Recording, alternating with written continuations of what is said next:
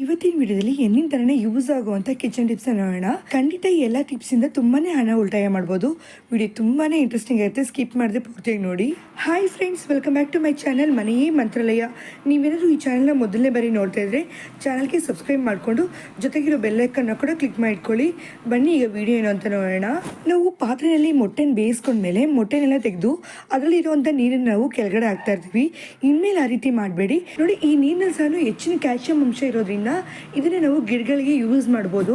ಈ ನೀರನ್ನ ಹಾಗೆ ಹಾಕೋದಕ್ಕೆ ಬದಲಾಗಿ ಮೊದಲು ನಾವು ಇದರಲ್ಲಿರುವಂತ ಮೊಟ್ಟೆಗಳನ್ನ ತೆಗೆದಿಟ್ಕೊಂಡು ಈ ಪ್ಲೈನ್ ಆಗಿರುವಂತ ನೀರಿನಲ್ಲಿ ಸ್ವಲ್ಪ ಚಿಟಿಕೆಯಷ್ಟು ಅರಿಶಿನ ಹಾಕೋಣ. ಅರಿಶಿನ ಒಂದು ಒಳ್ಳೆ ಕ್ರಿಮಿನಾಶಕ ಆಗಿರೋದ್ರಿಂದ ಇದನ್ನು ಸಹ ಈ ನೀರ್ ಜೊತೆ ಬಳಸ್ಕೋಬಹುದು. ನೋಡಿ, ನಾನು ಈ ನೀರಲ್ಲಿ ಅರಿಶಿನ ಹಾಕೋತಾ ಇದೀನಿ. ಈ ರೀತಿ ಹಾಕೋದಾದ್ಮೇಲೆ ಈ ನೀರು ತಣ್ಣಗಾಗೋದಕ್ಕೆ ಬಿಡಬೇಕು. ಪೂರ್ತಿ ತಣ್ಣಗಾದ್ಮೇಲೆ ಇದನ್ನ ನಾವು ಗಿಡಗಳಿಗೆ ಹಾಕೋಣ. ಮೊಟ್ಟೆನಲ್ಲಿ ಪ್ರೋಟೀನ್ ಹಾಗೂ ಕ್ಯಾಲ್ಸಿಯಂ ಅಂಶ ಜಾಸ್ತಿ ಇರುತ್ತೆ. ಅದೇ ತರನೇ ಬೇಯಿಸ್ಕೊಂಡಿರುವಂತ ನೀರಿನಲ್ಲಿ ಇವೆರಡು ಗುಣಗಳಿರೋದ್ರಿಂದ ಇದನ್ನು ನಾವು ಗಿಡಕ್ಕೆ ಹಾಕೋದ್ರಿಂದ ಒಳ್ಳೆ ಫರ್ಟಿಲೈಸರ್ ಆಗಿ ಕೆಲಸ ಮಾಡಿ ಗಿಡಕ್ಕೆ ಬೇಕಾಗಿರುವಂಥ ನ್ಯೂಟ್ರಿಯೆಂಟ್ಸ್ ಎಲ್ಲ ಸಿಗುತ್ತೆ. ಇದರಿಂದ ನಾವು ಬೆಳೆಸುವಂಥ ಗಿಡಗಳೆಲ್ಲ ತುಂಬಾನೇ ಆರೋಗ್ಯಕರವಾಗಿ ತುಂಬಾನೇ ಬೇಗ ಬೆಳವಣಿಗೆ ಆಗುತ್ತೆ. ನೀವು ಸಹ ಟ್ರೈ ಮಾಡಿ ನೋಡಿ. ನೆಕ್ಸ್ಟ್ ಟಿಪ್ ನೋಡೋಣ. ನೋಡಿ, ನಾವು ಮನೆಗೆ ತರುವಂಥ ಕೆಲವೊಂದು ಐಟಮ್ಸ್ ಅಂದ್ರೆ ಜ್ಯೂಸ್ ಇರ್ಬೋದು, ಸಾಸ್ ಇರ್ಬೋದು, ಅಥವಾ ಈ ತರ ಸೋಪ್ ಲಿಕ್ವಿಡ್ ಇರ್ಬೋದು, ಈ ತರ ಇರುವಂತ ಮುಚ್ಚಳ ಬಂದಿರುವಂತ ಪ್ಯಾಕೆಟ್ ನಲ್ಲಿ ಕೊಟ್ಟಿರ್ತಾರೆ. ಈ ಪ್ಯಾಕೆಟ್ ನಲ್ಲಿ ಬಂದಿರುವಂತ ಥಿಂಗ್ಸ್ ನ ನಾವು ಯೂಸ್ ಮಾಡ್ಕೊಂಡ್ಮೇಲೆ ಇದನ್ನ ನಾವು ವೇಸ್ಟ್ ಅಂತ ಬಿಸಾಕದೆ ತುಂಬಾನೇ ಈಸಿಯಾಗಿ ಲೈಫ್ ಹ್ಯಾಕ್ ಆಗಿ ಬಳಸ್ಕೋಬಹುದು. ಅದು ಹೇಗೆ ಅನ್ನೋದು ನೋಡೋಣ. ನೋಡಿ, ನಾನು ಖಾಲಿಯಾಗಿರುವಂತ ಸೋಪ್ ಲಿಕ್ವಿಡ್ ಪ್ಯಾಕೆಟ್ ನ ತಗೊಂಡಿದ್ದೀನಿ. ಇದನ್ನ ನಾವು ಚೆನ್ನಾಗಿ ಕ್ಲೀನ್ ಮಾಡಿಕೊಂಡು ಇದರಲ್ಲಿ ಟ್ಯಾಪ್ ವಾಟರ್ನ ಇಟ್ಕೊಳ್ಳೋಣ.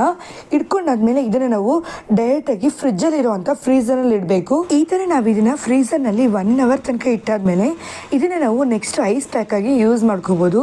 ಅಂದ್ರೆ ನಮ್ಮ ದೇಹದಲ್ಲಿ ಪೇನ್ ಇರುತ್ತಲ್ವಾ, ಮೊಣಕೈ, ಮೊಣಕಾಲು, ಕಾಲ್ಪಾದಗಳು ಅಥವಾ ಶೋಲ್ಡರ್ ಪೇನ್ ಇರ್ಬೋದು, ಬ್ಯಾಕ್ ಪೇನ್ ಇರ್ಬೋದು, ಕೈಕಾಲು ನೋವು ಇರ್ಬೋದು, ಅಂತ ಜಾಗದಲ್ಲಿ ಇದನ್ನ ಇಡೋದ್ರಿಂದ ನೋವನ್ನ ನಾವು ತುಂಬಾನೇ ಈಸಿಯಾಗಿ ಬೇಗನೆ ಕಡಿಮೆ ಮಾಡ್ಕೋಬಹುದು. ನೋಡಿ, ಇದು 1 ಲೀಟರ್ ಪ್ಯಾಕೆಟ್. ಇದೇ ತರನೇ 1/4 ಲೀಟರ್ ಅಥವಾ 1/2 ಲೀಟರ್ ಪ್ಯಾಕೆಟ್ ಬರ್ತಲ್ವಾ, ಅದರಲ್ಲಿ ನೀರ್ ಫಿಲ್ ಮಾಡ್ಬಿಟ್ಟು ಯಾವಾಗಲೂ ನಾವು ಫ್ರೀಸರ್ ನಲ್ಲಿ ಇಟ್ಟಿರೋದ್ರಿಂದ ಅಕಸ್ಮಾತ್ ಆಗಿ ಮಕ್ಕಳು ಆಟ ಆಡಬೇಕಾದಾಗ ಬಿದ್ದಾಗ ಅಥವಾ ಕೈಕಾಲು ಉಳುಕಿದಾಗ ಇದರಿಂದ ನೋಡಿ ಈ ತರ ಒತ್ತಡ ಕೊಡೋದ್ರಿಂದ ನೋವು ಅನ್ನೋದು ತುಂಬಾನೇ ಬೇಗ ಕಡಿಮೆ ಆಗುತ್ತೆ. ಈ ಟಿಪ್ಸ್ ನಿಮಗೆ ಯೂಸ್ಫುಲ್ ಅಂತ ಅನ್ಸಿದ್ರೆ ಮರೀದೆ ಟ್ರೈ ಮಾಡಿ ನೋಡಿ. ಹಾಗೆ ವಿಡಿಯೋಗೆ ಲೈಕ್ ಕೊಡೋದಂತೂ ಮರಿಬೇಡಿ. ನೆಕ್ಸ್ಟ್ ಟಿಪ್ ನೋಡೋಣ. ನಾವು ಯೂಸ್ ಮಾಡ್ತೀವಲ್ಲ ಆ ಥರ ಟಾಪ್ ಅನ್ನು ತಗೊಂಡಿದ್ದೀನಿ. ಇದ್ರ ಒಳಭಾಗದಲ್ಲಿ ಸಾಕ್ಸ್ ಅನ್ನ ಇಟ್ಕೊಳ್ಳೋಣ. ನೋಡಿ, ನಾನು ಯೂಸ್ ಮಾಡದೇ ಇರೋಂಥ ಸಾಕ್ಸ್ ಅನ್ನು ತಗೊಂಡಿದ್ದೀನಿ. ಆ ಸಾಕ್ಸ್ ಅನ್ನ ನೋಡಿ ಚೂಡಿದ ರೈಟ್ ಸೈಡ್ ಹಿಂದ್ಗಡೆ ಈ ಜಾಗದಲ್ಲಿ ಇಟ್ಕೋತಾ ಇದೀನಿ. ನಾವು ತೊಗೊಂಡಿರೋಂಥ ಸಾಕ್ಸ್ ತುಂಬಾನೇ ಉದ್ದ ಇದ್ದಾಗ ಅದನ್ನ ಈ ರೀತಿ ಚಿಕ್ಕದಾಗಿ ಫೋಲ್ಡ್ ಮಾಡ್ಕೊಂಡು ಪಿನ್ ಮಾಡ್ಕೊಳ್ಳೋಣ. ನೋಡಿ, ನಾನು ಈ ಥರ ಮೇಲ್ಗಡೆ ಮಾತ್ರ ಪಿನ್ ಮಾಡ್ಕೊಂಡಿದ್ದೀನಿ. ಬೇಕಿದ್ರೆ ಕೆಳಗಡೆ ಇನ್ನೊಂದು ಪಿನ್ ಕೂಡ ಸಹ ನಾವು ಹಾಕೋಬಹುದು. ನೋಡಿ, ಈ ರೀತಿ ಹಾಕೊಂಡಾದ್ಮೇಲೆ ಇದರಲ್ಲಿ ನಾವು ಯೂಸ್ ಮಾಡುವಂಥ ಕಾರ್ಡ್ಸ್ ಇರ್ಬೋದು ಅಥವಾ ಮನಿ ಇರ್ಬೋದು, ಅದನ್ನೆಲ್ಲ ಇಟ್ಕೋಬಹುದು. ಕೆಲವೊಂದ್ಸಲ ನಾವು ಮೊಬೈಲ್ ಕೂಡ ಯೂಸ್ ಮಾಡ್ತಿರ್ತೀವಲ್ಲ, ಅದನ್ನು ಸಹ ನಾವು ಇದರಲ್ಲಿ ಇಟ್ಕೋಬಹುದು. ಈ ಥರ ಇಟ್ಕೊಂಡಿದ್ದೀವಿ ಅಂತ ಯಾರಿಗೂ ಗೊತ್ತಾಗೋದಿಲ್ಲ. ಕೆಲವರಿಗೆ ಜೀನ್ಸ್ ಪ್ಯಾಂಟ್ ಯೂಸ್ ಮಾಡಿ ಅಭ್ಯಾಸ ಆಗ್ಬಿಟ್ಟಿರುತ್ತೆ. ಅದರಲ್ಲಿ ಪಾಕೆಟ್ಸ್ ಕೊಟ್ಟಿರ್ತಾರಲ್ವಾ, ಈ ಥರ ಚೂಡಿದಾರ ಯೂಸ್ ಮಾಡಬೇಕಾದ್ರೆ ತುಂಬಾನೇ ಕಷ್ಟ ಆಗ್ತಿರುತ್ತೆ. ಇಲ್ಲ ಅಂದ್ರೆ ಕೆಲವರಿಗೆ ಎಲ್ಲರೂ ಟ್ರಾವೆಲ್ ಮಾಡಬೇಕಾದಾಗ ಕೈಯಲ್ಲಿ ಏನಾದರೂ ಇಟ್ಕೊಳ್ಳೋದಕ್ಕೆ ಇಷ್ಟ ಆಗೋದಿಲ್ಲ. ಆ ತರ ಇದ್ದಾಗ ನೋಡಿ, ಸಾಕ್ಸ್ ಅನ್ನ ಈ ತರ ನಾವು ಪಾಕೆಟ್ ಆಗಿ ಇಟ್ಟು ಯೂಸ್ ಮಾಡ್ಕೋಬಹುದು. ಈ ತರ ಇಟ್ಕೊಳ್ಳೋದ್ರಿಂದ ತೆಗೆಯೋದಕ್ಕೆ ಏನಾದರೂ ಕಷ್ಟ ಆಗ್ಬೋದು ಅಂತ ನಿಮ್ಗೆ ಅನಿಸ್ಬೋದು. ಖಂಡಿತ ಆ ತರ ಯಾವುದೂ ಇಲ್ಲ, ತುಂಬಾನೇ ಈಸಿಯಾಗಿ ಇಟ್ಟು ತೆಗೆದು ಯೂಸ್ ಮಾಡ್ಕೋಬಹುದು. ಇನ್ಮೇಲೆ ಚೂಡಿದಾರ್ ಯೂಸ್ ಮಾಡಬೇಕಾದಾಗ ಅದರಲ್ಲಿ ಪಾಕೆಟ್ ಇಲ್ಲ ಅಂತ ಚಿಂತೆ ಮಾಡಬೇಕಾಗಿಲ್ಲ. ಈ ಟಿಪ್ಸ್ ನ ಯೂಸ್ ಮಾಡಿದ್ರೆ ತುಂಬಾನೇ ಯೂಸ್ ಆಗುತ್ತೆ. ನೀವು ಸಹ ಟ್ರೈ ಮಾಡಿ ನೋಡಿ. ನೆಕ್ಸ್ಟ್ ಟಿಪ್ ನೋಡೋಣ. ಕಿಚನಲ್ಲಿ ಬಾಕ್ಸ್ಗಳನ್ನ ಇಡೋದಕ್ಕೆ ಅಥವಾ ಕೆಲವೊಂದು ಸಾಮಾನುಗಳನ್ನ ಇಡೋದಕ್ಕೆ ಅಂತ ಸ್ಟ್ಯಾಂಡ್ ಬೇಕಲ್ವಾ, ಆ ಥರ ಸ್ಟ್ಯಾಂಡ್ನ ನಾವು ತರೋದಕ್ಕೆ ಅಂತ 1000 ರೂಪಾಯಿ ಖರ್ಚು ಮಾಡಿ ತರ್ತಾ ಇರ್ತೀವಿ. ಆದರೆ ನೋಡಿ, ಈ ಐಡಿಯಾ ಗೊತ್ತಾದರೆ ಇನ್ಮೇಲೆ ಆ ರೀತಿ ಮಾಡೋದೇ ಇಲ್ಲ. ಮನೆಯಲ್ಲಿ ಯಥೇಚ್ಛವಾಗಿ ಕಾರ್ಡ್ಬೋರ್ಡ್ ಬಾಕ್ಸ್ಗಳು ಇದ್ದೇ ಇರುತ್ತೆ. ಈ ಥರ ಇರುವಂಥ ಕಾರ್ಡ್ಬೋರ್ಡ್ ಬಾಕ್ಸ್ನ ಉಪಯೋಗಿಸ್ಕೊಂಡು ಈಸಿಯಾಗಿ ಕಿಚನಿಗೆ ಬೇಕಾಗಿರುವಂಥ ಸ್ಟ್ಯಾಂಡ್ನ ಹೇಗೆ ರೆಡಿ ಮಾಡ್ಕೊಳ್ಳೋದು ಅಂತ ನೋಡೋಣ. ನೋಡಿ, ನಾನು ಹೇಳೋವಂಥ ಮೆಥಡ್ನಲ್ಲಿ ಮಾಡೋದ್ರಿಂದ ತುಂಬಾ ಈಸಿಯಾಗಿ ನಾವು ಸ್ಟ್ಯಾಂಡ್ನ ರೆಡಿ ಮಾಡ್ಕೋಬೋದು. ಮೊದಲು ನಾವು ಕಾರ್ಡ್ಬೋರ್ಡ್ ಬಾಕ್ಸಿಂದ ನಮಗೆ ಬೇಕಾಗಿರುವಂಥ ಅಳತೆಗೆ ಉದ್ದಕ್ಕೆ ಹಾಗೂ ಅಗಲವಾಗಿ ಕಟ್ ಮಾಡ್ಕೊಳ್ಳೋಣ. ಇದರಲ್ಲಿ ಮುಖ್ಯವಾಗಿ ಎಲ್ಲಾನು ಒಂದೇ ಅಳತೆ ಇರಬೇಕು. ಇಲ್ಲಿ ಕಟ್ ಮಾಡ್ಕೊಂಡಿರುವಂತ 4 ಕಾರ್ಡ್ಬೋರ್ಡ್ ಶೀಟ್ಗಳನ್ನ ಒಂದಾಗಿಟ್ಟು ಸ್ಟಿಕ್ ಮಾಡ್ಕೊಳ್ಳೋಣ. ಅವಾಗಲೇ ನಮಗೆ ಆ ಶೀಟು ಸ್ವಲ್ಪ ತಿಕ್ಕಾಗಿ ಸಿಗುತ್ತೆ ನಮಗೆ. ನೋಡಿ, ಈ ತರ ನಾನು 5 ಪೀಸಾಗಿ ಮಾಡಿ ತಗೊಂಡಿನಿ.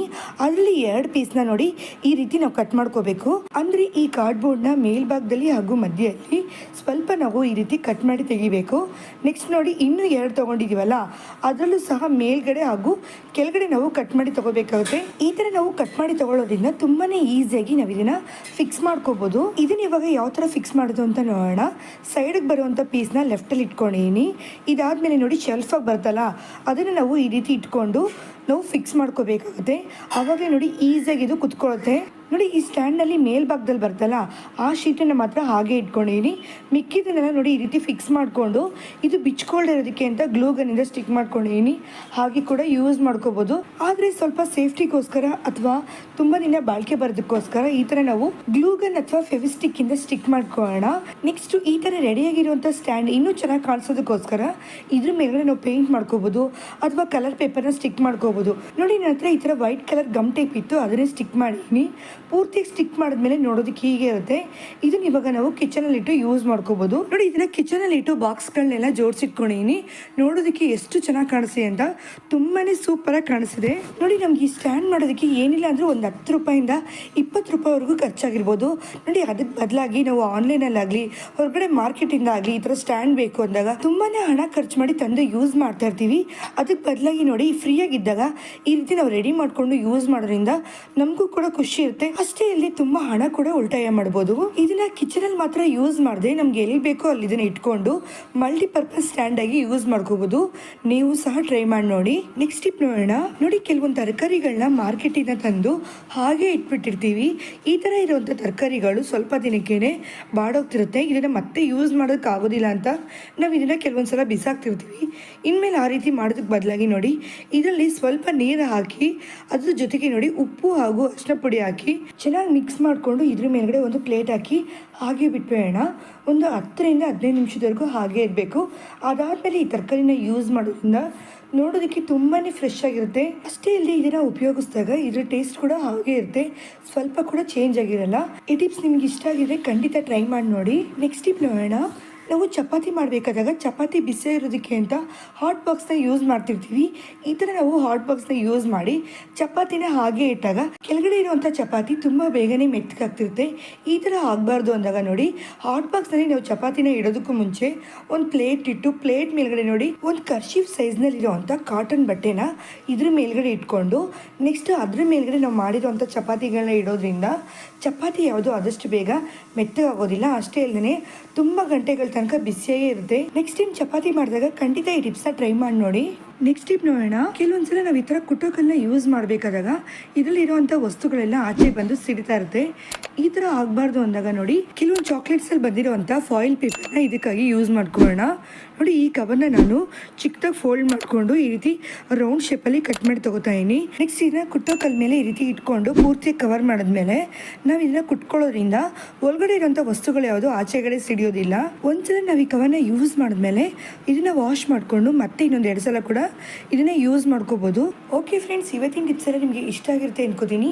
ಯಾವ ಟಿಪ್ ಇಷ್ಟ ಆಯಿತು ಅಂತ ಮರೆತೆ ಕಮೆಂಟ್ ಸೆಕ್ಷನ್ ತಿಳಿಸಿ. ಹಾಗೆ ನೀವು ಫ್ರೆಂಡ್ಸ್ ಆ್ಯಂಡ್ ಫ್ಯಾಮಿಲಿಗೆ ಶೇರ್ ಮಾಡಿ. ವಿಡಿಯೋ ಇಷ್ಟ ಆಗಿರೋ ಚಾನಲ್ಗೆ ಲೈಕ್ ಆ್ಯಂಡ್ ಸಬ್ಸ್ಕ್ರೈಬ್ ಮಾಡ್ಕೊಳ್ಳಿ. ಇನ್ನೊಂದು ಇದೇ ಥರ ಯೂಸ್ಫುಲ್ ಆಗಿರೋ ವಿಡಿಯೋದಲ್ಲಿ ಮೀಟ್ ಮಾಡೋಣ. ಟೇಕ್ ಕೇರ್, ಬಾಯ್.